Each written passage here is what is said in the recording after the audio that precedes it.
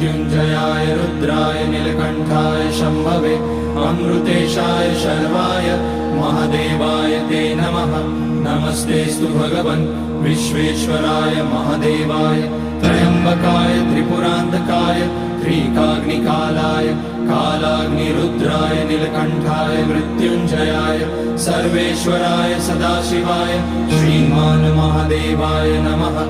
ॐ नमः शम्भवाय च मयोभवाय च नमः शङ्कराय च मयस्कराय च नमः शिवाय च शिवतराय च। ॐ त्र्यम्बकं यजामहे सुगन्धिं पुष्टिवर्धनम् उर्वारुकमिव बन्धनान् मृत्योर्मुक्ष्यमामृतात्। नागेन्द्रहाराय त्रिलोचनाय भस्माकराय महेश्वराय नित्याय शुद्धाय दिगम्बराय तस्मै नकाराय नमः।